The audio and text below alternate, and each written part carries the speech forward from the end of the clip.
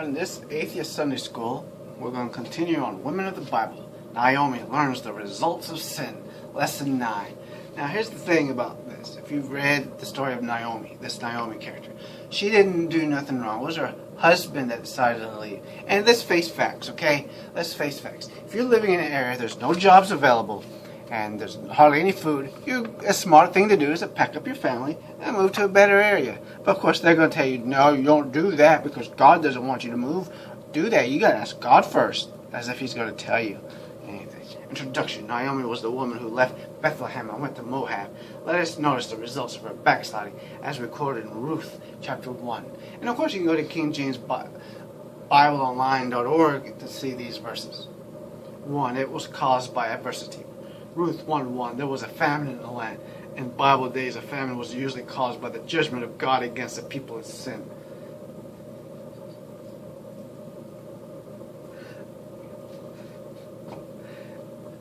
Now, I love this stuff, hurricanes and tornadoes and volcano eruptions, all this stuff was because of God's judgment. And then, of course, I love how he says it in that sentence, in Bible days, trying to change the world. It doesn't happen like that no more.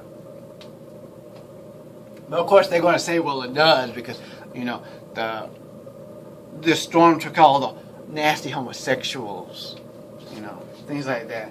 And let's face it, if a major hurricane hit California, half the state went under the ocean and took Hollywood with it, they would say, well, see what God judged Hollywood, all those filthy actors. And I don't care for those Hollywood actors either. I think they're scumbags, and, I think they're out of touch with the rest of us, okay? Most of them are scumbags. Have you seen people who met them?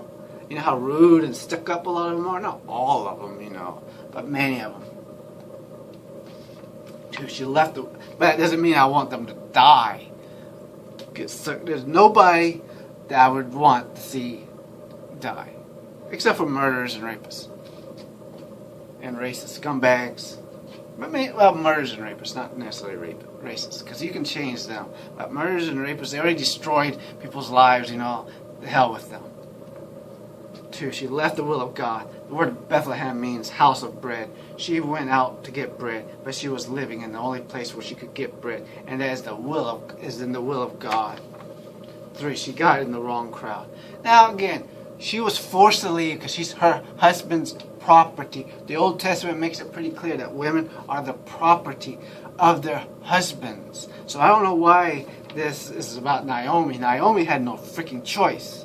3, she got in the wrong crowd. Naomi went to Moab. The old Moabites were heathen people, descendants of Lot and his daughter when they committed the wicked sin of incest. Naomi was going with the wrong crowd.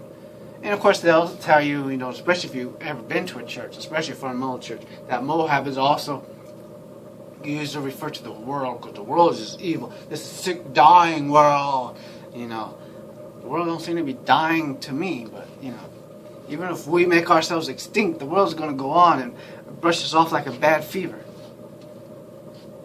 Bad flu. 4, she did not intend to stay long. Notice in verse 1 the word sojourn. Do not think for a moment that you can go into sin briefly. Just a little fling may be all someone needs to end up in a completely backslidden state.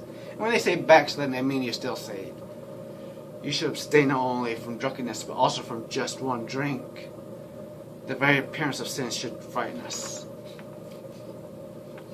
Of course, nowhere in the Bible does it say that you can't have alcohol. It does not. It does forbid drunkenness, but it also forbids gluttony.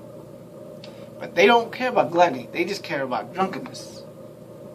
5, she and her husband were hypocritical. The name Amalek means, my God is king. Though he bore this name, this was not the case. Naomi's name means pleasant. Their lives and their names bore different testimonies. In other words, they were not what they were supposed to be. A backslider is a hypocrite. He bears the name of Christ because he's a Christian, but his life is not consistent with his name.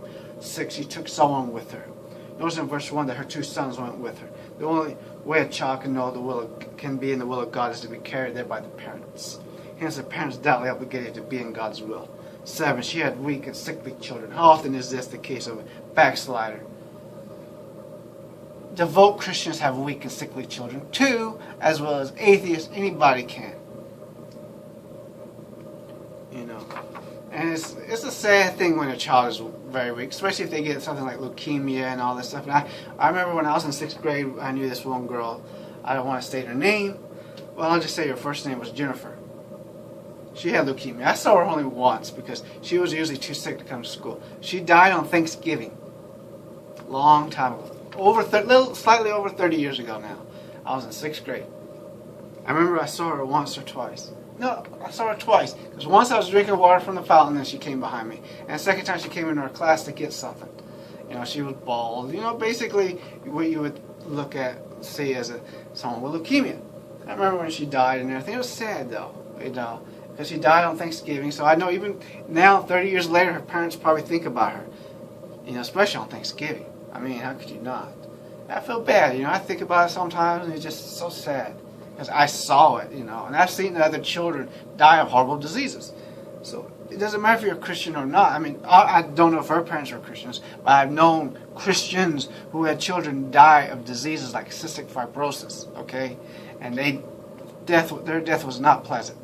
This God did not show them that much love. I know. Sin and wickedness, that's man's fault. Well, couldn't your God at least protect children? Jeez. And that much pain and suffering? You know how much pain cancer puts on a child? Have you seen a child with leukemia? Well, I just did that. What a shame that children have to pay for the sins of their parents. Yeah, it's a shame that your God does that to children. 8. Though she went for a sojourn, she stayed. Notice the words continue there at the close of verse 2. Notice the words, and they dwell there. About 10 years at the close of verse 4. Once again, we are reminded that we cannot play or flirt with sin. I still remember that because after she had passed, they had us all come out and, you know, they told us about it and everything. And, you know, I had some tears come in my eyes because I was kind of sad about it. And some people asked me, did you know her? Like, no, it's just, you know, it's just sad, you know, that she's dead, you know, her parents are probably going through hell. Her parents did come to that thing, though, which I can understand. 9. Her husband died. Ruth 1:3. Naomi keeps paying for her backsliding condition. Many people lose loved ones on their own lives. Or their own lives because of backsliding. 10. Her song got into the wrong crowd. Her sons got in the wrong crowd, sorry. Ruth 1:4. They married Moabitess women. If you live in Moab, the only choices you have are people from Moab, the world. A person who spends his life with God's people will likely marry one of God's people. We should see to it that our children have the best people with which to associate. I'd rather not if I had children. I don't care if they marry Christians or not. That's their choice. I have nothing against Christians themselves, unless they're stuck up like this. Or I don't care if they bring home a Muslim, a Jew. I could care less. I don't care if the person they bring home is white, black. Who cares? I don't even care if I don't care if it's of the same gender.